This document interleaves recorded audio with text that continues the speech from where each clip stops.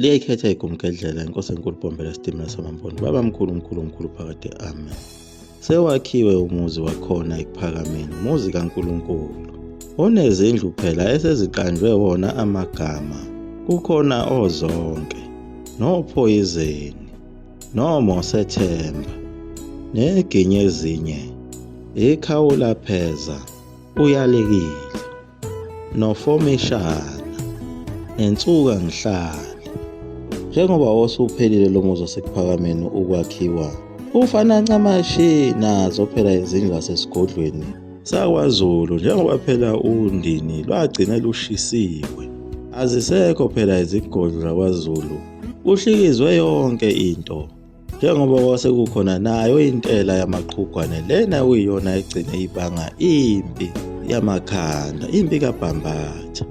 Lapho khona amangisi ayiqeda ngalo lonke igugu lomuntu omnyama, bewashisa lamaqhugwane ababetshelwe yibo abantu abamnyama ukuthi anomsebenzi muni lamaqhugwane kanye nazo izigodlo zasebukhosini bakwaZulu. Phela isigodlo sasebukhosini bakwaZulu sasibaluleke kakhulu, ingakho phela uDingani wabulala amaBhunu ngenxa yokuthi ayisecaluza kuso lesi sigodlo esasingcwele sakhona kwaZulu, aze ayofika nasesigodlweni lapho kulala khona amakhosazana. Nawo lo muzi wasekuphakameni wawunjalo, wawungacaluzi noma kuphi futhi wawungangeni noma ngaliphi isango. Kodwa okwakumangaza kakhulu, phela uShembe lona njengoba wayekhule kuyo indawo yaseHarrismith, wayesazelaphi isigodlo sakwaZulu njengoba engakaze afike khona. Naso isigodlo sakwaZulu phela sasakhiwe ngendlela yokuthi babetshelwe yibo phela obabamkhulu basemandulo ababazi kahle imithetho kaNkulunkulu, ababefundiswe yona ukuthi uma kukhandwa isigodlo sikhandwa kanjani, kanye nohlelo lokuthi iziphi izindlu ezibheka empumalanga nasentshonalanga, neningizimu kanye nenyakatho, nalo uhlelo lwesibaya ukuthi liba ngakuphi. Phela ulwazi oluningi lase lilahlekile njengoba phela amangisi lawa ayisethathe nawo amakhosi lawa awafaka yona le mfundiso yasezimeshini. Amanye amakhosi ayivele esezinikele esesonta. Ilapho kwasekulahleke khona yonke imithetho kaNkulunkulu kanye nawo amasiko abantu ababewanikezwe uNkulunkulu abenza ukuthi bephile ayiselahlekile. Babezowathola kanjani ngoba phela nabo abantu abadala abasekho, njengoba nayo inkosi uDinizulu ikhotheme ihambe nalo lonke ulwazi yashiya abantwana bayo bebancane, kanye naye unina okaMsweli phela naye usakhothama. Ulwazi oluningi selulahlekile.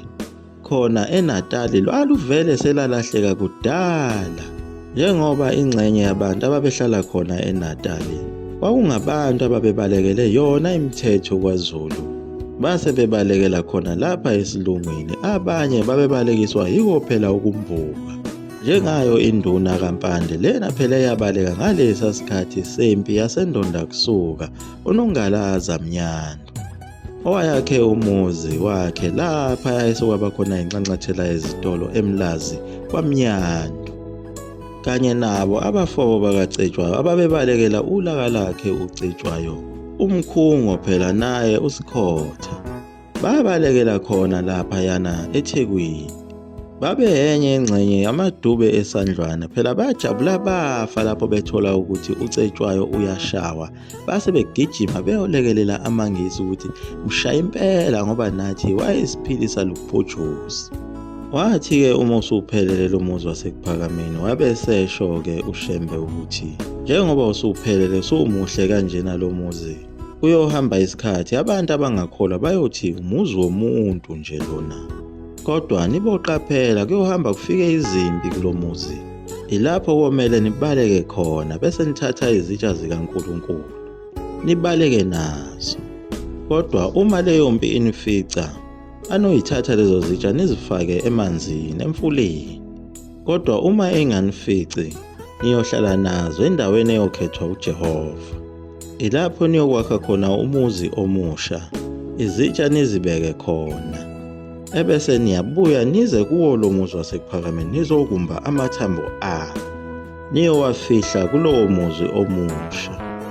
Lezi zindaba uShembe wayezikhuluma phela kukhona yona inkosazana ayeyithembe kakhulu okuthiwa uLina Mtungwa, eyayikhona phela kulezi zingane ezazimphelekezela ngalesi sikhathi eya entabeni okokuqala yohlangana noNkulunkulu, ezazimhlabelela ingoma ethi Nkosi sikelela ubaba, noma ezula ezintabeni engenayo indawo yakhe, elala emahlathini. Kwakuhlabelela bona oLina Mtungwa kanye namanye amakhosazana amancane ayephelezela yena uShembe. Ulokhu exoxa ngazo zonke izinto ezohamba zenzeka kulo muzi omusha okhandiweyo waseKuphakameni. Wayebuza yona le nkosazana yakaMtungwa ukuthi ikidlule yini emshunini kaShukela, umshini kamoba phela lona okaMashu. Yavuma inkosazana, wabe seyibuza ukuthi ukuzweni. Yaphendula yathi ikizwe iphunga elinuka kabi, elinuka into ebolile. uShembe wabonakala esenqekuzisa ikhanda, washaya ngomunwe phansi wathi ya, nalapha eKuphakameni kuyoba njalo. Waqeda lapho wabonakala esethatha iminwe yakhe wayibeka emehlweni nasezindlebeni, wavala ngomlomo, wabesethi kule nkosazana, uma usaphila uyayibona yonke lento yenzeka, uyokhohlwa ukuthi lona kwakuwumuzi kaNkulunkulu, kodwa uNkulunkulu uyowakha kabusha lo muzi. Uma usaphila uyobona ubuhle bomuzi omusha kaNkulunkulu waseKuphakameni. Lezi zindaba ezisho zazibuye zibadumaza abantu ukuthi ngathi sebesebenze kangaka bakha lo muzi omuhle kanjena, kubuye kuthiwa lo muzi uyonuka. Ayiqondakali lento eshiwo yilo mfundisi. Wabesho njalo abanye babekhala kakhulu nangayo lemisebenzi engapheli yakulo muzi, kodwa wayebaduduza ngakho ukuthi phela lo muzi omusha oyokwakhiwa uNkulunkulu uyobe umuhle, niyokhohlwa nokuthi kwake kwenzakalani eKuphakameni. Kodwa wayelokhu eyiyale njalo yona lenkosazana yakaMtungwa, ayeyikhonzile futhi eyithembe kakhulu, ebuye edabuke ukuthi kodwa waba kanjani umuntu wesifazane, ngoba wayeyitshele nanemfihlo yawo umphongolo wesivumelwano ukuthi uma sekusuka izimpi lapha akabowuthatha lo mphongolo wesivumelwano unikeze umfundisi uShozi kanye namadoda amadala, nibophuma nawo ebusuku nihambe niyofaka esizibeni esijulile esinezingwenya esesabekayo, nubophele ngetshe ukuze uzocwila kulesi siziba nuphose phakathi, uyoshona phansi kuleso siziba, abangakholwa ngeke bawuthole.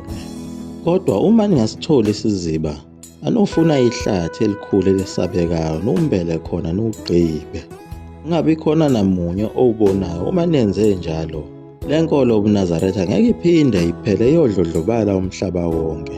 Ngisho ngafika ziphi ivunguvungu uyolokhu umile, futhi ngeke busaphela kuNazaretha, umnikazi wabo uShembe uNkulunkulu.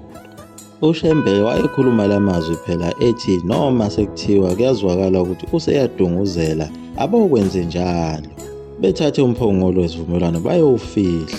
Lokho kwakuyoba imfihlo yakhe uLina Mtungwa naye umfundisi uShozi ukuthi kuphi lapho abayofihla khona ngalesi sikhathi uShembe sedunguzela esezofihlwa angene ethuneni. Wayekhuluma lezi ndaba uShembe kubhizi kuyasetshenzwa khona lapha eKuphakameni. Wabe sebayala ukuthi lezi ndaba kumele nizibhale phansi kanye nawo lemithetho yakhona kulomuzi waseKuphakameni. Wathi ngoba esikhathini esizayo kuyofika abantu lapha abayoyifuna yonke lemithetho, kuyomele ibhalwe ngepeni ledayimani elingacimi. Waphinde wathi kulowo muzi omusha obusuwakhiwe, amakhosikazi ayisithupha namadoda ayisithupha ayohlala ngokushintshana kulo muzi izinyanga eziyisithupha, bese bebuyela emakhaya kubo. Kubuye amanye amadoda ayisithupha namanye amakhosikazi ayisithupha azohlala kulo muzi. Lowo muzi okuphakama okusha uyobe wehluke kakhulu nokuphakama okudala. Kuyobe kungena abantu ngesango bephile. Kulowo muzi lapho kuyobe kuhlala khona abantu basezulwini. Bakubhala konke lokho kwakushiwo uShembe phansi, bona oLina Mtungwa bedidekile kakhulu ngaye lo mfundisi wabo okhuluma izinto eziningi ezingaqondakali, athi zizokwenzeka eminyakeni eminingi ezayo. Liyaguqa lapho eGumgadlela, umzukulu wamafutha omkhulu uDinti Mnisi waphakade. Amen.